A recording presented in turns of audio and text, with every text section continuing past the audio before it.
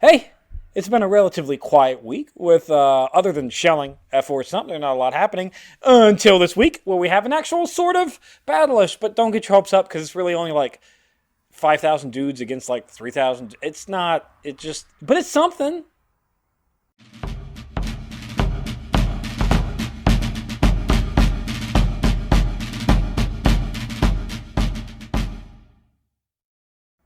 Hello and welcome to Civil War in Hindsight. I'm Lieutenant Tommy. With me as always is Prospector Johnny. And Johnny, first off, 10,000 subscribers.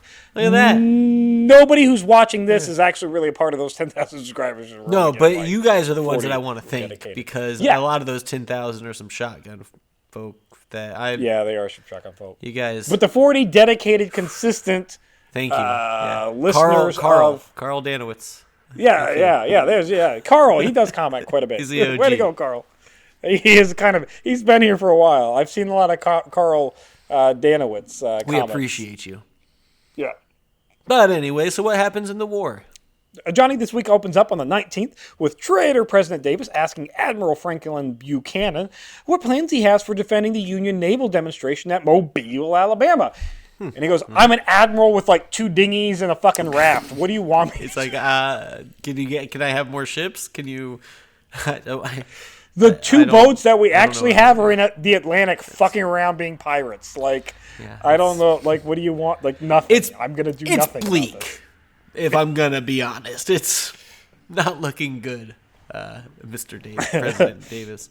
On the 20th of February, we have our first sort of large battle of the year. 5,500 Federals are going to march from Barber's Plantation towards Lake City, and they're going to assault Confederate positions at Ocean Pond. Confederates underneath Brigadier General Joseph Finnegan are going to repel the Union's 7th New Hampshire and 8th U.S. colored troops relatively quickly. They're going to then engage, get out of their trenches, and they're going to engage the Union forces. And by the nightfall, the Union withdraws, kind of ending the Florida campaigin. That's right. So they were entrenched and then chased us out of their trenches, and we went back. That's So do we have a casualty? Yes, we do. The cavalry of the Confederates are going to fail to pursue the U.S. forces, so they go back to where they came from without any real. And then it's like every other Civil War battle. Yay, death for no reason.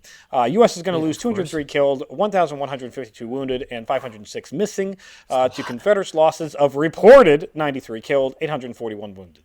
So that's death for no reason. Not great. No, it's not. But a minor battle, right? Because in the grand scheme of things, like when you talk about Gettysburg of like 50,000 fucking people biting it, like it's just 2,000 dudes. That's not satisfying your bloodlust. That's fine. No, it's not satisfying my bloodlust.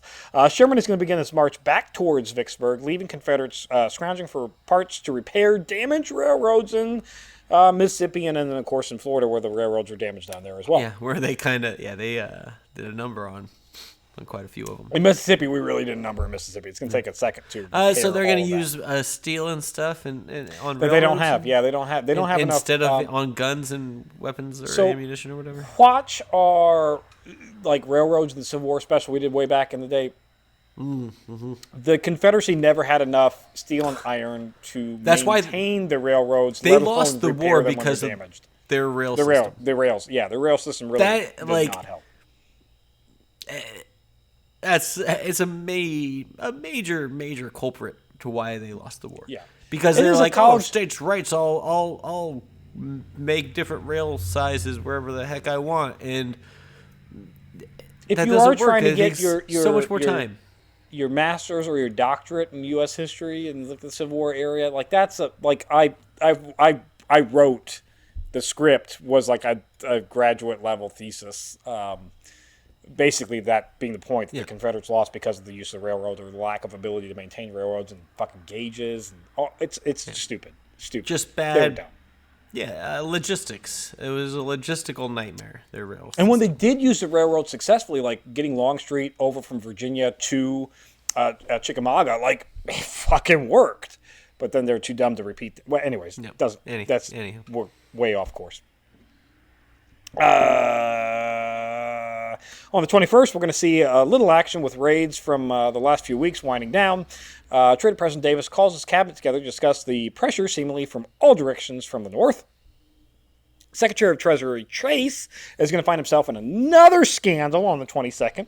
A group of radical Republicans known as the Pomeroy Circle, they're going to be against the re-election of Lincoln, and they're going to evoke Chase as the next president. Like, look, get rid of Lincoln, and we're going to put Chase.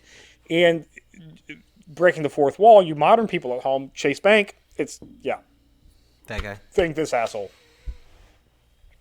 Also, for the National Treasury, Federal Reserve, all that. This fuck that fucking Chase family. Anyways, I think they provide adequate banking sure. Services that meet my needs.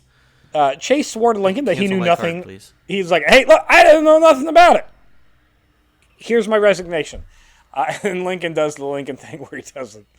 He says, no. He says, no, I don't know. No reverse card. Also on the 22nd, 9th and Bedford Force is going to assault Smith's forces in Mississippi, causing a 5-mile retreat towards Memphis. History is going to remember this as 9th and Bedford Force's greatest victory, although in reality the casualties are light, and this is a very pointless battle that has absolutely no major impact on the war, like fucking at all. Not enough people died for old Lieutenant Tommy over there. He's looking for big numbers, and nobody's impressing him lately. I'm not kidding him. Union is going to lose 54. You know how many bodies he's been counting lately? Like, y'all got to pick those numbers up. 54 killed, 179 wounded, 54? That's nothing. Boo.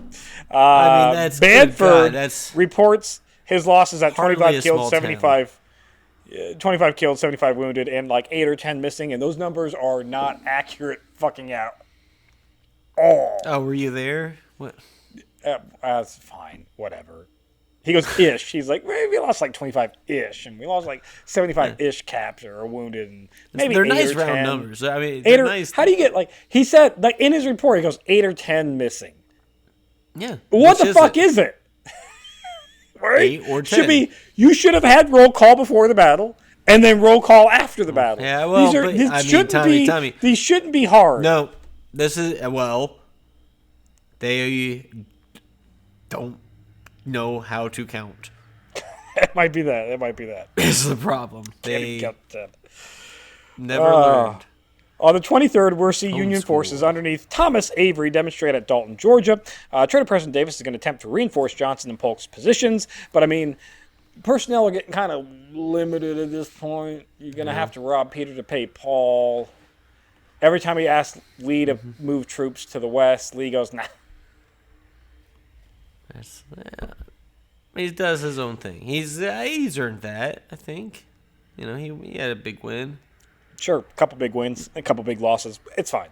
On the 24th, General Braxton Bragg is going to put in charge. He can't win them all. So Braxton Bragg is going to be put in charge of the conduct of the military operations in the armies of the Confederacy, effectively putting in as like he's your head El General of the Confederacy, not Lee. Weird, breaking the fourth law, all you people at home. Do you know who didn't get overall command of the entire Confederacy? Wasn't the fucking Lee. I'm sorry, Tommy. I want to raise a who gives a shit, because who got all the schools named after him?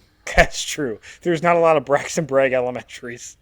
Whole lot of Robert E. Lee elementaries. You're probably right. Yeah. Checkmate. Checkmate. Meanwhile, Congress and Lincoln are going to approve the act to restore the rank of lieutenant general to these United States military. The suggested candidate to take place is R.U.S. Grant, is going to potentially take place and be the overall commander of the entirety of the U.S. Armed Forces. Now, but not so well. Besides President Lincoln, right? Yeah, like Lincoln is overall, but then underneath Lincoln, it's Lincoln. He's his right hand man. Then yeah, it's Lincoln and then Grant. Gotcha. Okay. Yeah. So he's just right underneath Lincoln.